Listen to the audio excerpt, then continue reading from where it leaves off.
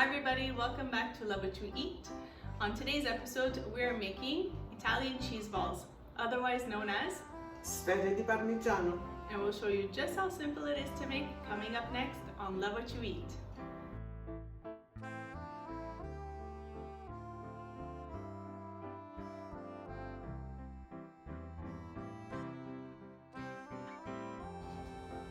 Alright, so before we introduce our ingredients, just wanted to touch upon that this is a dish from which region? Naples. Alright, so this is hitting close to our hometown. Yeah, good old Napoli. Yeah.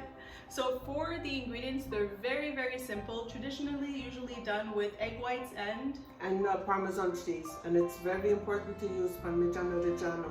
Don't use pecorino, it's very salty. So use the Parmigiano Reggiano. okay. And then what we do is, just to add a little bit of a spin on it and a little splash of color and extra flavor, we take the traditional and then we add just a little bit of chopped parsley and some black pepper just to add a little bit of flavor. So traditionally done just with the egg whites and cheese, but today we'll be showing you with a little bit of splash of color, green and peppers. Our version. You can always take the simple recipes and then after you could add your own little ingredients and make it to your own. Yeah, I would probably put pepperoncino. I like anything spicy. That's a good idea. Yeah, it is. So we'll bring you up close and show you just how easy this is to make. We already have over stovetop some oil coming up to heat because these are going to be fried and these make for great little finger food snacks. Finger food appetizers. Appetizers. Very easy to make, very fun, very delicious. Let's get to it.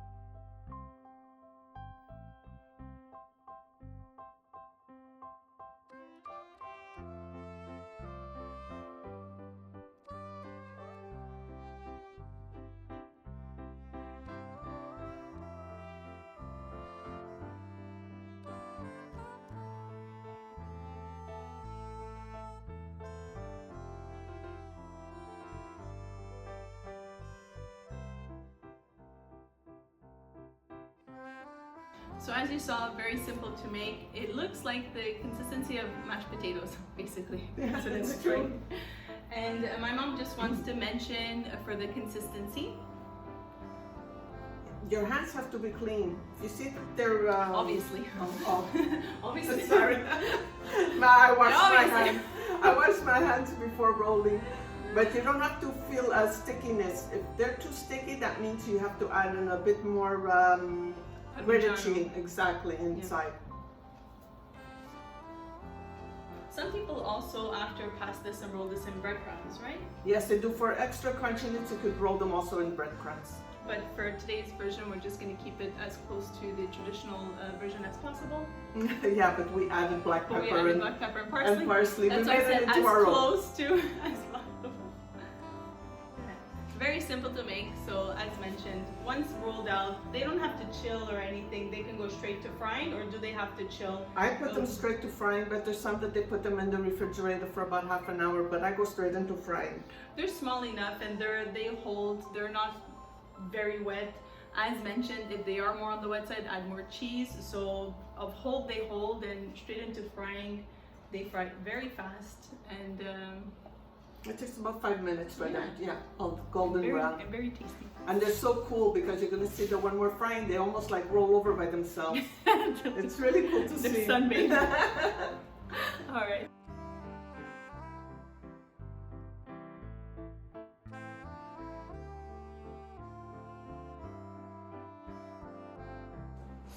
So, what are you doing? I'm checking if the oil is hot enough. So just with the back of a wooden spoon, I'm just dipping it into the oil, and there's no sizzle around it, so it's not ready, and it's starting to get ready. Should be good to go. All right. So these fry for a few minutes? About 5 minutes. All right, and then they end up turning by themselves almost. If not, you just help them along the way. Exactly.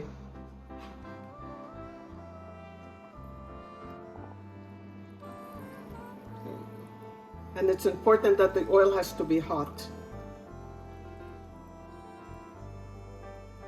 There you go. Give them some space. Just gently lower them into the hot oil.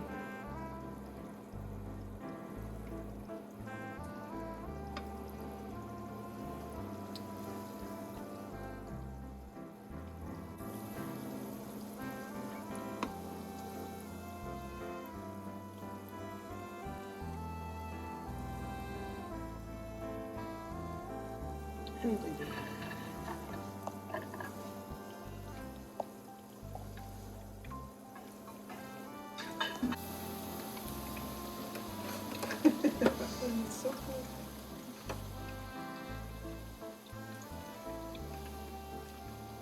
I'm gonna tell them on camera. I wasn't expecting it to be so fun to watch.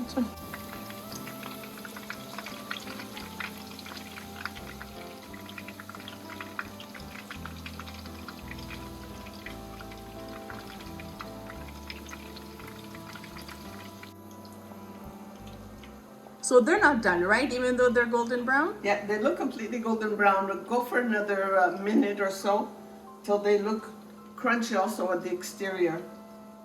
Because if not, if we wait just until they're golden brown, they might just deflate a little bit and flatten. Deflate a little bit, and some of them are going to look like mushrooms, but that's okay also. I mean, they still taste delicious. Yeah, but to keep the shape, so once they get golden brown, it's at that point where you just add another minute or two. Yeah, just to harden it a little bit more. Just to give them that little extra crunchiness, like that they won't flatten. Deflate. Deflate. Perfect.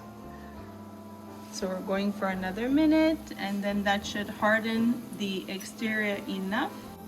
And then with a slotted spoon, we're going to scoop them out and lay them in a bowl lined with some paper towel just to absorb some of the oil. That's right, the excess oil. And then we're ready to bite into them.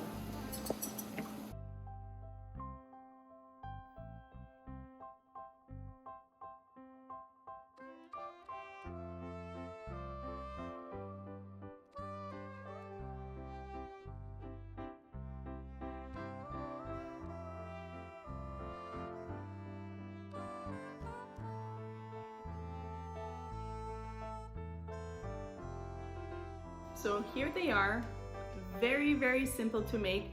So as mentioned, you want to put them in when the oil is hot, because if not, and we have an example of that, the first 2 or 3, the oil was maybe a minute too soon. And what happened is they kind of flatten. It kind of looks like a mushroom cap. It's still extremely delicious, so don't throw that away. But you want to make sure that your oil is at the perfect temperature so that they'll go in nice and bubbling. And then as you saw, they were just, it's like bobbing for apples, but cheese balls. They were just like, I'm ready, bloom, bloom. They were just, I didn't think it was going to be that fun to watch. And my mom said, they're so cute when they flip over, they started to pop over. Like, oh, it's too hot here, let me turn over. As if they were sun tanning and had it to flip. Anyways, just to say, they're the cutest, perfect little cheese balls, and we just lined it on some paper towel in a dish just to absorb any little bit of the extra. And really important for that extra exterior, a little bit of a crispy crunch, was once you see that they're golden brown, as mentioned at the stovetop, add another minute or two just to ensure that they don't do like this and flatten up after in the cooling process. Exactly. So you're just giving a little bit more structure to the outside, giving a little bit more crispiness. And we'll open one up just to show you the inside. But these are light, airy, cheesy, so good. And then with the added little bit of parsley, a little bit of pepper, a little bit of extra flavor.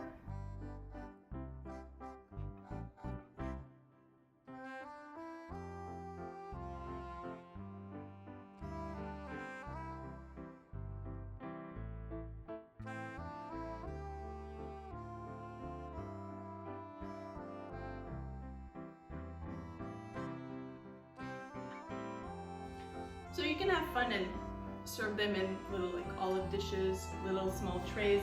Keep them as is. These are great for appetizers, side dishes, little bite-sized snacks. Who doesn't love finger food, cheese balls, anything cheesy? It's so good. You could add it to your antipasto. So good. So we opened one up. You saw that they're light and fluffy and also cheesy.